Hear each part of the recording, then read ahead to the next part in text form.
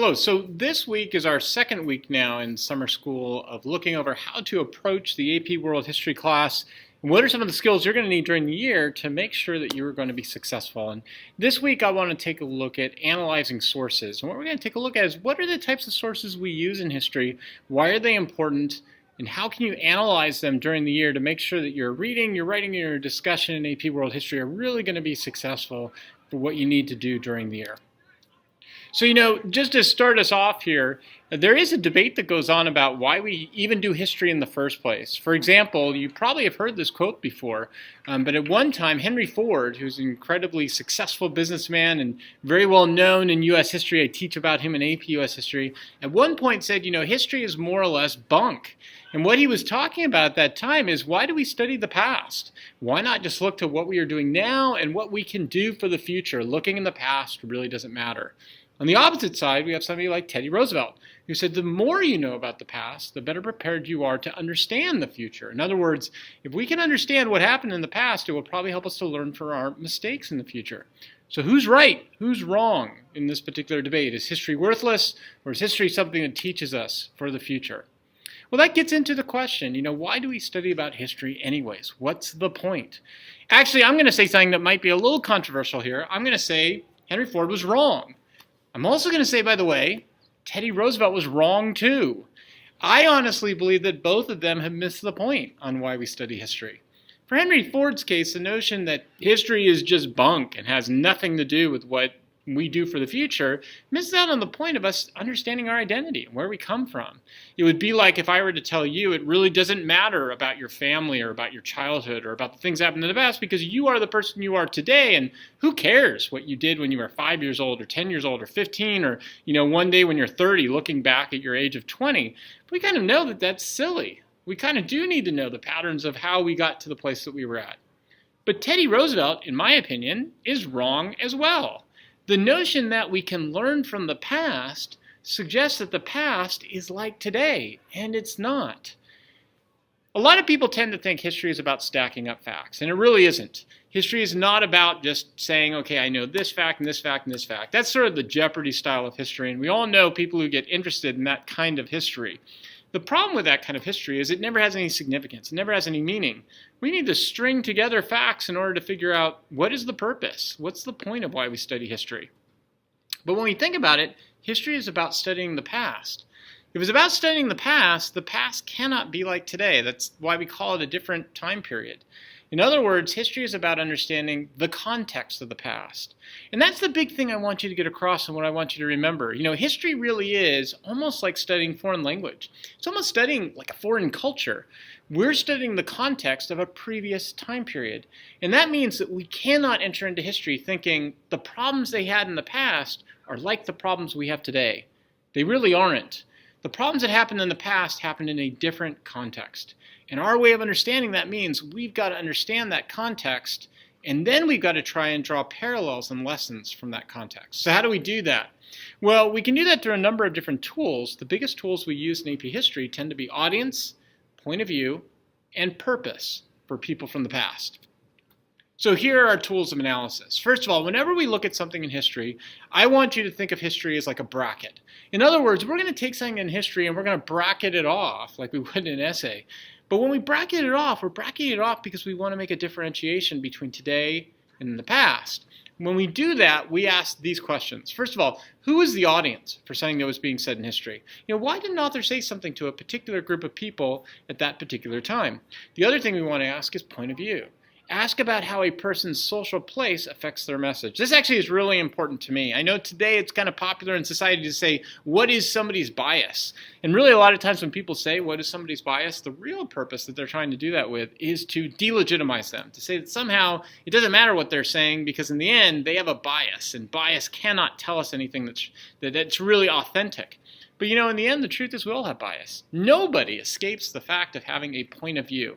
So first of all, I would suggest to get rid of that term bias and instead start thinking in the terms of point of view. Ask about how a person's social place affects their message. What is the agenda they're trying to get across because of the place that they have in society? And then last up, we want to look for purpose. Why is an author saying something? Analyze it for the purpose, not just what they said. So this gets us out of details. It gets us out of just a description or a paraphrasing and asks us, what was the purpose? What was the point of why an author made the argument that he or she made? So when we think about history, history, just like any other field, has its sources. In science, if we want to study science, we go into a laboratory and we do different types of experiments. And we have, those controlled variables, and we have the variables that are experimental, right? Within history, we don't have that kind of a thing. We have something a little bit different. We have what are called primary sources and secondary sources. So a primary source is a perspective from an eyewitness of an event, somebody who was at that event. A secondary source is an interpretation of an eyewitness from somebody living after the event. So some examples that we tend to use are things like diary entries, speeches, artistic pictures, photographs, artifacts, books, and articles. But here's something that might make this a little bit different, because I'm sure you've come across this at some point about primary sources and secondary sources. How far away from an event do you really have to be a secondary source? How close to an event do you have to be a primary source? Here's another big question for you. Which type of source is more valid? You might be saying right now, well, primary source, right? I mean, the person is at the event. They're experiencing it, so they have a better knowledge of what's happening at the event. But do they? There are a lot of people who have an experience at a particular event, and they're looking at it from a very particular point of view. Is their perspective better than the other people's perspective? And what about an author who can come years later and who can take a look at a group of primary sources and get a bigger picture? Do they have a better point of view? Or is the person who's writing the secondary source, are they bringing a point of view or a bias, an agenda that might skew those events a little bit? Which one do we look at? Which one do we really see as being the most valid? Primary source or secondary source? So here's our method for analysis I want you to think of whenever you're approaching any kind of source, primary source or secondary source. Your first step is always this. I know a lot of you are going to be tempted to look to the source. You're going to want to start reading the source immediately. I would suggest you want to get out of that temptation. Stop being tempted by the desire to just get through something and read what the source is saying. I know with everything you have to do, that probably makes sense that you want to jump into the source quickly and do some analysis. But if you do that, you're going to miss out on the point of history. The first thing you need to do is look to the source of the article, not the article itself. Start looking to the question of who's the author. What's the title? What's the date? Now, I know the temptation here is going to be, okay, here's the author's name, here's the title, the date is like 1853, right? And you're just going to say, let me just put that down because that's what Zucker wants. It's not the point. The point is not to say who is the author by name or what's the title or what's the date concretely, but rather ask the question, who is this author thematically? Is the author male or female? Is the author of a national origin, Chinese, Middle Eastern, Eastern European, Mesoamerican? What is the date? If the date is the 1850s, how does that differ from the 1550s? With the date, can we say, for example, that there's a difference between China in the 1500s versus China in the 20th century? What are the themes that kind of come out of a date for a particular source? That's going to be important for our understanding of that particular article. Step 2, we want to brainstorm these themes and issues from one time period to decode the reading. Now, when I say that, I don't mean that you have to list out every single possible example, every single possible detail from that time period. What you want to do is think of the big themes we talked about in class and use those in order to try to decode what the reading is saying. Step 3, scan the reading. This is the point where you jump into the reading itself. But when you jump into the reading, don't feel like you have to know every detail, every number, every single date. You're not going to get tested on that, and that really misses the point. What you want to aim for is what we call the gist of the source, meaning what's the overall argument.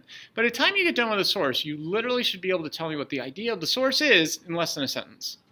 And then last up, step number 4. Now that we've looked at the context, we've brainstormed the themes, we've read for the gist of the source, now we want to interpret it.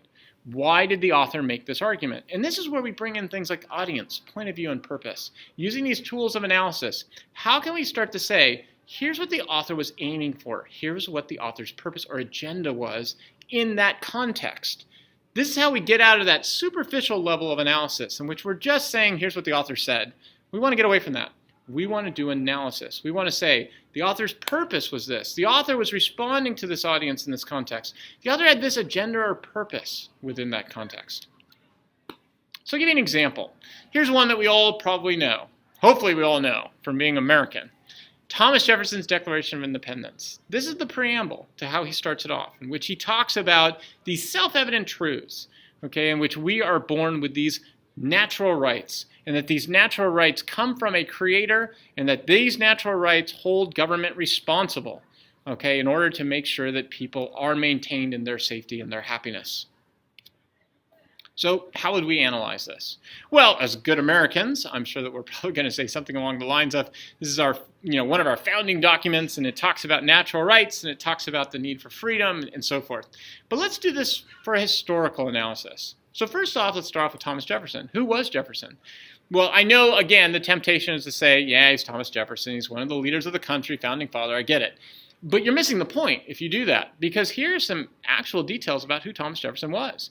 He was a farming leader. He was an American colonist. He owned slaves. He read Enlightenment authors who talked about freedom and natural rights and individual liberty. He was an American patriot, meaning he wanted to break away from England. So now we get into the document itself. The document states that America wants its independence from Great Britain. Okay. What about the date? Well, the date that it was done, 1776, is when America is actually losing the Revolutionary War. So let's try and put ourselves into that context for just a minute, because let's be honest. Today we look at that and say, well, we know we won, we became independent, and eventually we became a leader in the world. But what if you lived in 1776? At that point, America doesn't even exist. It's a bunch of colonies that are trying to break away from England. America's losing the war at this point, and most American colonists are fearful of revolution. In fact, most of the patriots who want revolution, they're not located in all the colonies. They're only located in Boston and Philadelphia. They are isolated. Who's the audience to this particular document? Well, the English king would be one, absolutely. But there's another audience, too, here that's even more important, and that's the American population. And there's a reason why they're being targeted by Thomas Jefferson. The point of view here is a justification of the revolution against the illegitimate government, okay, and the need to create a legitimate government. And last up is the purpose. How are you going to build support amongst American farmers for a rebellion? So then what really is this document about? Is this document about natural rights? Is this document about unjust governments? Is this document about the need for independence? Maybe not. Maybe what this document really is propaganda to win over enough people in America so that the Americans don't lose this war against the most powerful army in the world. In other words, the Declaration of Independence is not so much a statement of what we stand upon, but it's a plea, it's a hope for people to join in a revolution before that revolution ends. So how did we do this? How did we end up coming up with this method? Well, here's what I would suggest you might want to think about as the acronym for how to study sources from here on out. And it's really easy to remember. It's HAPPY.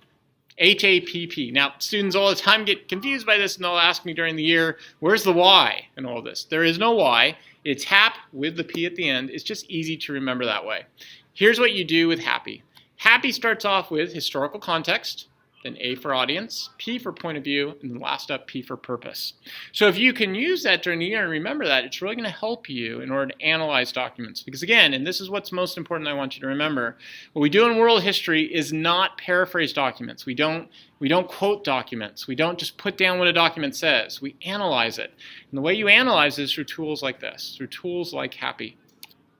So, some takeaways that I want you to remember that are so important. When we go back to this lecture, remember, history is about interpretation. It's not about memorization. And that's going to be the key thing throughout this entire year that I want you to remember. Yes, there are some key facts you have to remember. Yes, memorization is a good thinking skill, and you will need to memorize some facts.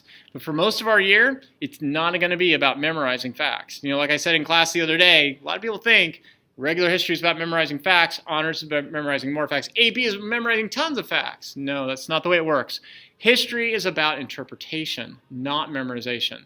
So what are we interpreting? Well, what makes history different is context. That's really what we're interpreting. And the way we interpret context is through HAPPY. Historical context, audience, point of view, and purpose. So whenever I throw a document at you, that's the way you're going to need to interpret things, is based upon those tools so you can come up with what is the purpose of why this author wrote it, not what is the author saying. Thanks, and I'll see you in class.